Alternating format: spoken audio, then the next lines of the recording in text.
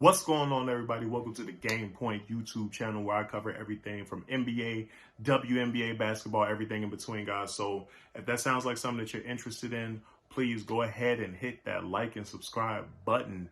And I'm not going to waste no time even getting into it, guys. I just watched the Lakers and Pistons game, and it just got me really thinking about the Los Angeles Lakers. I know they've been the talk of the NBA all season, from what's going on with their roster, what's going on with Westbrook. Why is LeBron up here cheap shotting Isaiah Stewart? If he really did cheap shot him or not, whatever. I'll leave that up to y'all. It looked like a cheap shot, but I'm not going to talk about that, though. I'm not talking about that.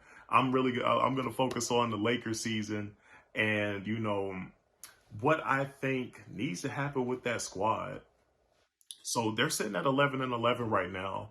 And interestingly enough, they're top 10 in a lot of positive statistical categories: points, rebounds, blocks, steals, assists, field goal percentage, points actually scored. The Lakers are sitting at the top of the league, but they sit at 11-11. Part of that is because LeBron has been absent for several games because of injury and suspension. The other half is just because, they have a pretty much completely new team, new personnel, and they're still gelling.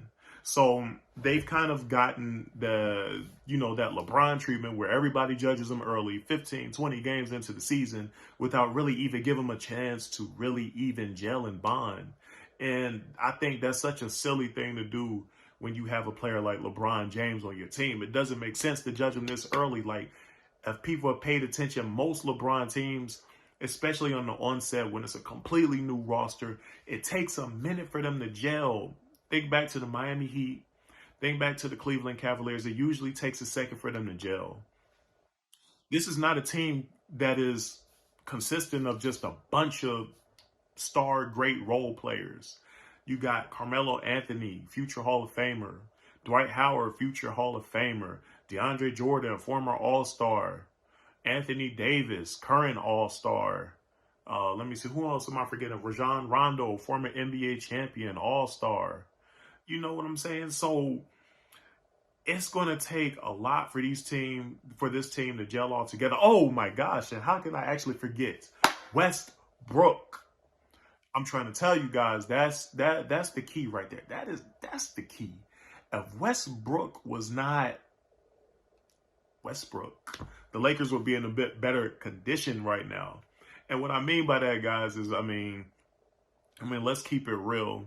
Let's keep it real. I've always been somebody, I can appreciate his hustle and all of that he leaves it out there on the floor, his energy and everything. But it's not winning basketball. It's just not. The rate in which he turns the ball over is very hard to win in the NBA when you do not take care of the basketball like that. And then that person is your primary ball handler. Like, the man is averaging 4.8 not assists. No, I'm sorry. He's averaging more assists than that, but he's averaging 4.8 turnovers.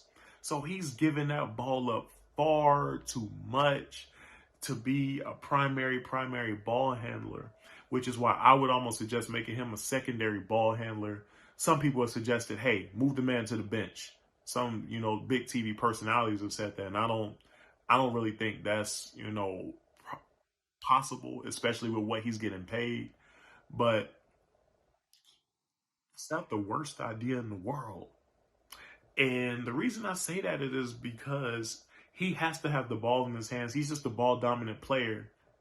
And when he gives the ball up too much, his timidity ends up hindering his game. He starts making bad shots. Taking bad shots, making bad passes, trying to just kind of blend in and fit in. And that's just not who he is. He's an attack dog. And that's what the Lakers need to use him as, the ultimate energizer bunny, to get the most out of him, to really energize the team. Because I'm going to just keep it a buck. And I've loved the way he's played his entire career. But I see eroding skills and I see eroding athleticism in Westbrook right now. He's not trending upward as a player. He's trending in the opposite direction. And it's blatantly obvious. And the Lakers, if they don't address it, this guy is going to give them that self-inflicted gunshot wound to the head that they don't want. but everybody else sees coming. It's like we all see the suicide shot coming, and it's going to be, there's no way around it. It's just how he plays. It's probably how he's always going to play. If they could somehow channel him into a bit of a different role, I think they got a chance. Or they end up trading him. Which brings me to my second point, man. They really hurt themselves letting go of KCP, Caruso, and Kuzma.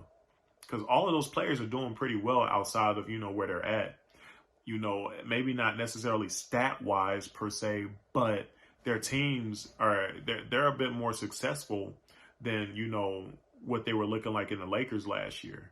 So, or even better yet, I think I should say they more so fit the roles that the Lakers are exactly lacking right now. They would love to have all of those dudes intangibles right now. Every single last one of them have more intangibles than some of these guys on this roster. And it's like, honestly, I love the way Carmelo plays. But at 37 years old, he should not be logging 30 minutes a game. That's insanity. It's like, don't get me wrong. He's putting up 15 points a game, and he's still a great scorer.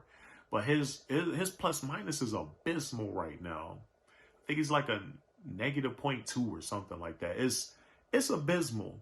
When he comes in the game, teams go on runs. Him, Malik Monk. It just doesn't work. And that's going to hurt them in the playoffs. Yeah, in the regular season games, he's going to have those games where early in the year he dropped them a couple 20-point plus games, or a 15-point game here or there. And he's averaging 15 a game right now. But if he does cool off, it's gonna hurt the Lakers because they really rely on him for offense. But I just really don't think he's gonna be that reliable guy, 30, 40, 50 games into the season or even into the playoffs. Like the Lakers honestly, they need to trade out some of their offense for defense. And I say that because, like I stated earlier in the video, they're top 10 in points.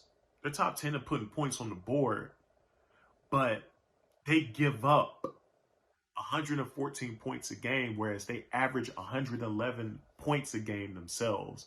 So their issue is they can be top 10 in all these positive categories: points, rebounds, assists, blocks, steals, but yet they still can't stop anybody. So it's almost empty stats. It's almost like the defining thing of what Russell Westbrook is. It's almost like his, that identity that he is being injected into the team, whereas it's like the stats are almost meaningless. His triple doubles are great to look at, but it does absolutely nothing for winning. Russell Westbrook is going to get those stats for you, but he's going to lose you a bunch of games in the process. And that's what the Lakers look like now. They look like a team that has decent stats again, if you just go by the analytics and you just look at, hey, we got this many points and this many rebounds and this many steals and this many assists. But if we can't stop anybody, it really doesn't matter what we got.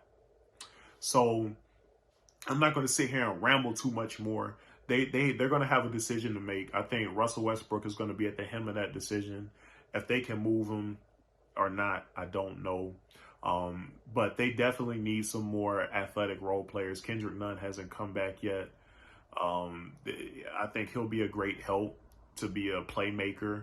I think they should give Rondo some more minutes to offset Westbrook here and there, and even use Westbrook in maybe like an off-guard role that just wreaks havoc by cutting and dishing, and just being that energy guy. But as it is right now, they need LeBron James to do even more than what he's doing right now. He has to go back to being the primary playmaker. He has to go back to being the point guard and the primary scorer, because apparently I don't think Anthony Davis can do it. Not a shot at him, but he's just not that guy. And it's been shown over and over and over again. He's not that guy. But that's my video, guys. I'm going to stop it right there. It's late. I just got off of that game where the Lakers almost blew it to the Pistons.